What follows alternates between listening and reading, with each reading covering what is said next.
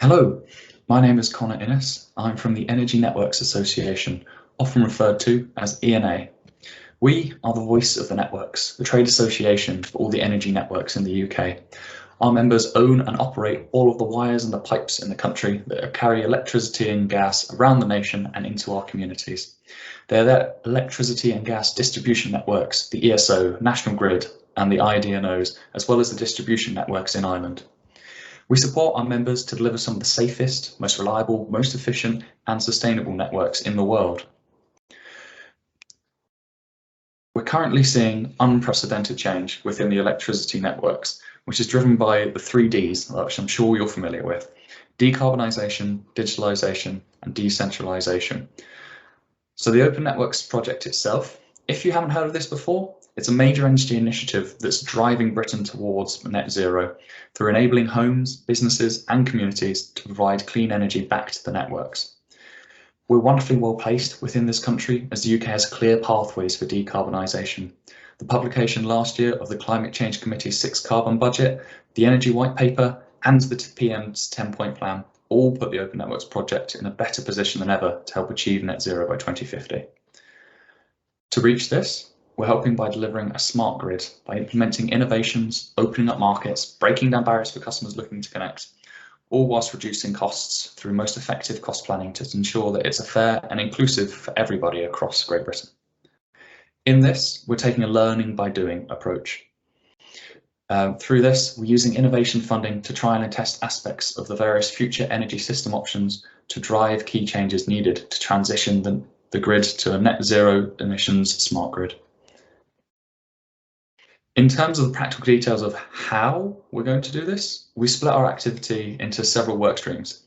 As you might expect, flexibility is by far the largest of these. It's about twice as big as any of the other work streams.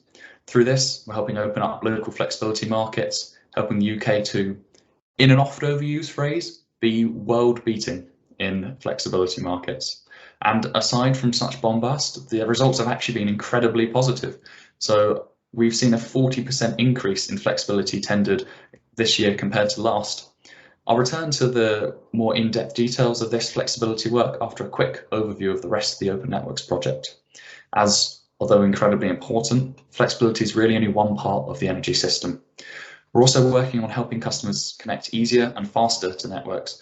So whether this is renewable generation, battery and flexibility service providers, or demand customers, we want to make the connections process as easy and simple and standardized as possible. So it doesn't matter where you're trying to connect in Epsom or Edinburgh, you'll have the same easy experience anywhere in the country. And given that you can build almost anywhere within the country, we're trying to enable customers to identify the best places and best locations to invest by opening up network data to the world. As part of this, we're also trying to improve data exchange and coordination between the distribution and transmission networks to create a more efficient and reliable whole electricity system.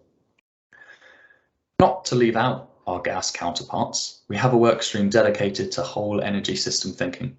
So this brings together knowledge and experience from both the electricity and gas distribution networks to find the best overall energy solutions, agnostic of who it is to provide them.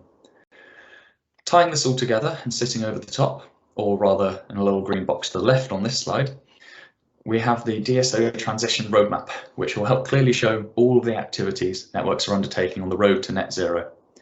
And finally, to ensure that we can get input and draw on the knowledge from the wider industry, we have a work stream dedicated to communications and stakeholder engagement. As part of this, we run bi-monthly sessions with our advisory group, who are comprised of a wide range of stakeholders from across the entirety of the industry, from large retail organisations to academics and small flexibility providers. ENA is also running several industry consultations throughout the year. In fact, we've actually got a couple open at the moment. So we're consulting on our entire range of flexibility work and welcome responses from across the energy industry and beyond on how this project can help drive further standardisation in local energy markets right across the country. This consultation on our entire suite of flexibility work is open until the 24th of September. In addition to this, we're also consulting on version 2 of the standard agreement for flexibility procurements. This is a standardised contract that will be used across the DNOs as well as the ESO for the first time, This creates further alignment and simplifies the process for providing flexibility services.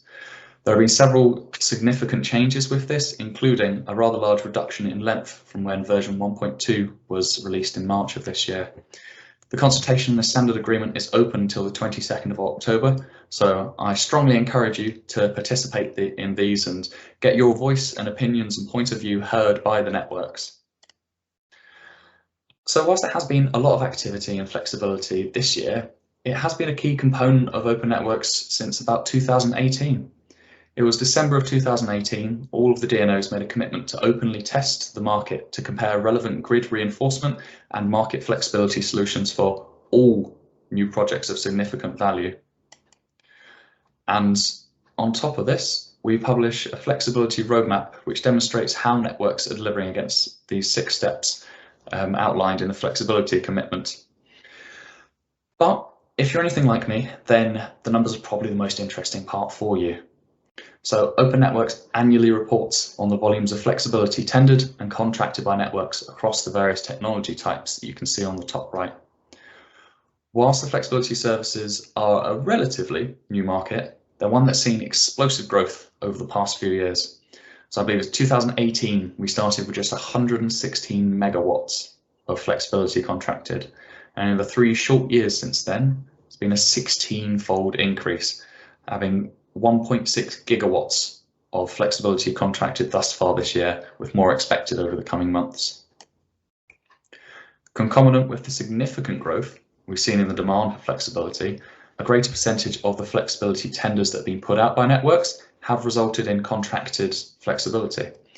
So whilst only 19.6% of the tendered volumes resulted in contracted flexibility back in 2019, over 56% of 2020 tenders were contracted, which is a pretty massive increase in the liquidity of the market, even whilst you saw huge growth of the overall market size of around 1 gigawatt in this same period.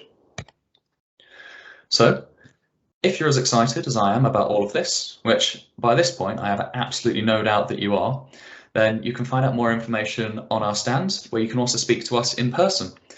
If you're wanting to get in contact with us outside the conference, you can do so by emailing opennetworks@energynetworks.org. So thank you very much for your time and have a great rest of the conference.